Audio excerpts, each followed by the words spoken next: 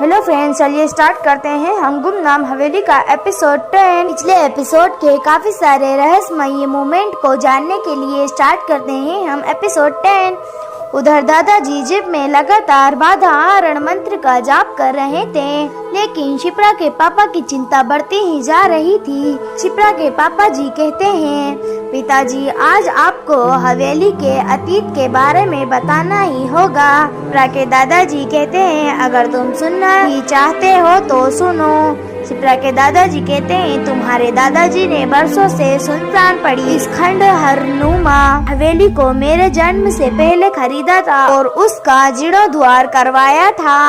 वह हमारा संयुक्त परिवार रहता था, कुल मिलाकर 40-50 लोग। परंतु उसी साल मेरे जन्म के बाद अजीबोगरीब घटनाएं घटने लगी, खासकर कृष्ण पक्ष की हर दूज की रात को। शिप्रा के पापा कहते हैं, अजीब घटनाओं से क्या मतलब है आपका? दूज की सुबह लॉन में लगे अमलतास के पेड़ के नीचे ऐसी ही पायलें दिखती और उस रात परिवार का कोई एक सदस्य उस पेड़ पर फांसी में लटकता मिलता। शिप्रा के पापा कहते हैं, क्या कह रहे हैं आप, ऐसा कैसे? शिप्रा के दादाजी कहते हैं, हाँ बेटा, जब मैं 5 साल का था, जब मेरी माँ भी अमलतास के उस पेड़ पर फांसी में लटकी मिली थी दूज की रात को। शिप्रा के पापा कहते हैं, ओ नो फिर? शिप्रा के दादाजी कहते हैं, तब कुछ लोगों ने बताया कि यह शापित हवेली है और फिर तुम्हारे दादाजी हमें लेकर मुंबई आ गए। शिप्रा के पापा कहते हैं, शापित हवेली, कहीं हमारी बच्चियाँ हवेली तक हमें जल्दी से जल्दी पहुंचना होगा। शिप्रा के दादाजी कहते हैं, लेकिन वो हवेली तो अब। शिप्रा के पापा इतने में उनकी बात काटते हुए कहते हैं, मुझे कुछ नहीं सुनना, मैं समझ चुका हूँ, मेरी बेटी खतरे में है। शिप्रा के दादा कहते हैं, हाँ, जंगल में मिली उस बच्ची ने जैसे बताया था वैसे ही चलो। शिप्रा के पापा कहते हैं, हाँ, क्योंकि पायल के साथ मिली पर्ची जरूर हमें मारने के लिए होगी। शिप्रा के दादा ने कहा, सही समझे, आगे अमलतास के पेड़ों की पंक्तियाँ भी हैं और चांदनी के घेरे भी, इनके पीछे अपनी जीप ले लो। शिप्रा के पापा कहते हैं, जी पिताजी, उधर तान्या जिस सुरंग में फंसी थी वहाँ। तान्या कहती है, अरे ये क्या, बिल्ली पर पत्थर फेंकते ही मैं उस सुरंग से बाहर कैसे आ गई और वह बिल्ली कहाँ चली गई? तान्या ने चारों तरफ देखा तो वह उस हवेली के सामने खड़ी थी जहाँ से वह शिप्रा के साथ झरबेरिया की कोठरी तक जाने के लिए निकली थी। तभी जोरों की आवाज हुई और वह हवेली एक झटके में खंडर में बदल गई। तान्या कहती है, ये खंडर कैसे? क्या शमशेर और रेखा इसमें दब गए? और शिप्रा, हाय, ये क्या हो गया? लेकिन मुझे शिप्रा को ढूंढने जाना होगा, जाने उसके साथ क्या हो रहा होगा। उधर झरबेरियों की कोठरी में कहानी सुन रही शिप्रा भावुक हो गई और कहने लगी, ओह, कितनी दुख से भरी कहानी है ये, पर तुम्हें ये सब कैसे पता? वह औरत जोर जोर से हंसने लगती है और कहती है, अब भी नहीं समझी, मैं मालिनी हूँ और सदियों से तुम्हारा इंतजार कर रही हूँ। यह सुनते ही शिप्रा बाहर की ओर भागी और कहने लगी, तो क्या तुम भूत नहीं? तभी उसके सामने तनिष्क आकर खड़ा हो गया और कहने लगा, तुम्हारे इंतजार में सदियों बीत गए, मेरी अरु, आओ मेरे साथ चलो। शिप्रा कहती है, क्या मतलब? तुम? तनिष्क कहता है, हाँ अरु, मैं तुम्हारा तनिष्क हूँ। यह सुनते ही शिप्रा डर से चीख मारते हुए गिरकर बेहोश हो गई। मालिनी कहती है, ये तो बेहोश हो गई। तनिष्क कहता है, कोई बात नहीं, उठा कर ले जाऊंगा, आखिर आज मेरा सदियों का इंतजार समाप्त होने वाला है। मेरी अरु, अब हमें एक होने से कोई नहीं रोक सकता, अब तुम मेरी हो, सिर्फ मेरी। उधर जंगल में शिप्रा को ढूंढने के लिए तान्या जैसे ही आगे बढ़ी, उसे शिप्रा के दादाजी व पापा खड़े दिखे। तान्या खुश होने लगी और कहती है, दादाजी, अंकल, आप यहाँ? शिप्रा के दादाजी कहते हैं, तानिया बेटा तुम अकेले यहाँ, शिप्रा कहाँ है?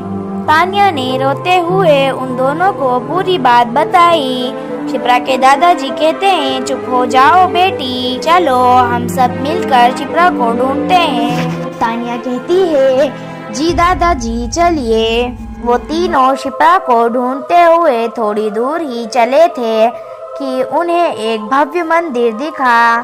शिप्रा के पापा कहते हैं, पिताजी यह मंदिर इस जंगल में, इतना भव्य मंदिर कैसे? शिप्रा के दादाजी कहते हैं, पता नहीं बेटा, जहाँ तक मुझे याद है हवेली के आसपास कोई मंदिर था ही नहीं। तानिया कहती है, हम जब हवेली में थे तब हमें मंदिर की घंटियाँ सुनाई दी थी, शायद इसी मंदिर की होंगी। शिप्रा के दादाजी कहते हैं, क्या कहा हवेली के अंदर? पर वह हवेली तो कब की खंडर हो चुकी थी। तानिया कहती है, क्या? लेकिन दादाजी मैंने तो उसे अपनी आंखों के सामने खंडर में तब्दील होते देखा अभी। शिप्रा के दादाजी कहते हैं, इसका मतलब कुछ बड़ी गड़बड़ हुई है, चलो जल्दी उस मंदिर में पहले जाकर देखते हैं। शिप्रा के पापा कहते हैं, हाँ पिताजी, मंदिर से कुछ लोगों के बोलने की हल्की हल्की आवाज भी आ रही है, जल्दी चलिए, मेरी बच्ची शिप्रा खतरे में है।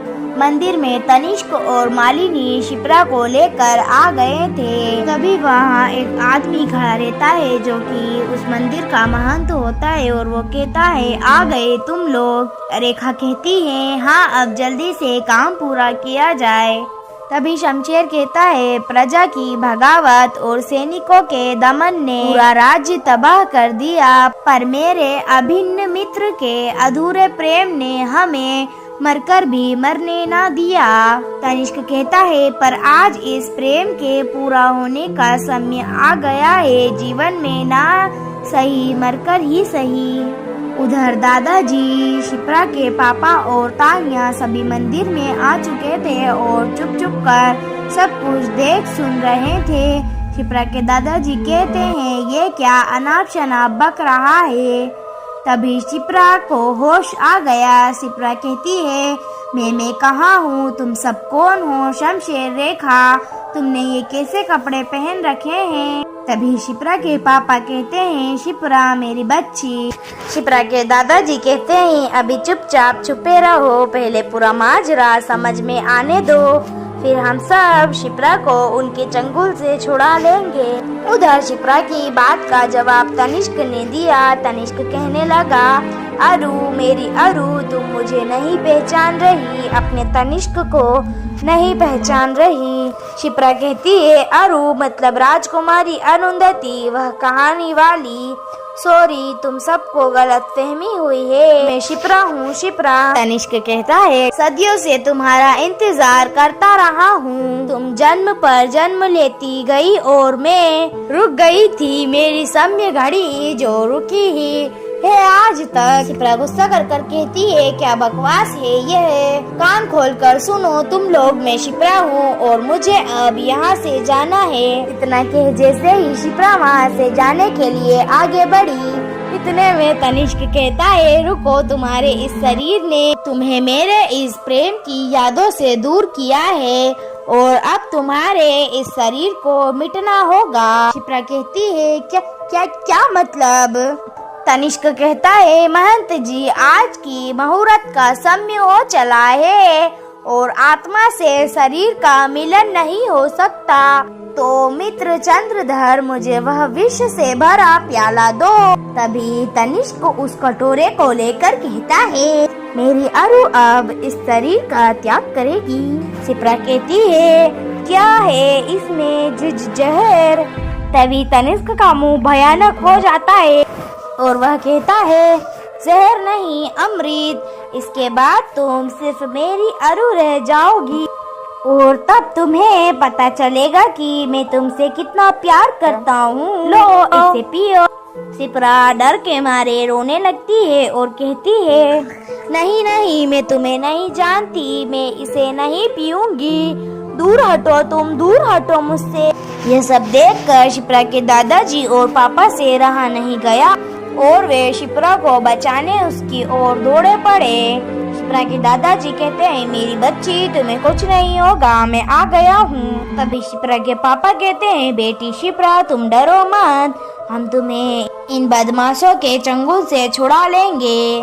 तभी तान्या कहती है, शिप्रा मेरी दोस्त, हम तेरे साथ है, डर मत। तभी तनिष्क का मुंह और भयानक हो जाता है और वो कहता है, महंत जी जरा अपने सम्मोहन मंत्र का प्रयोग करें ताकि सभी वह विष पीकर जीवन से मुक्त हो जाएं। फिर ये हमारे एपिसोड की एंडिंग हो जाती है। क्या होगा आगे, क्या सभी मारे जाएंगे, जानने के लिए बने रहिए हमारे साथ गुमनाम हवेली पे।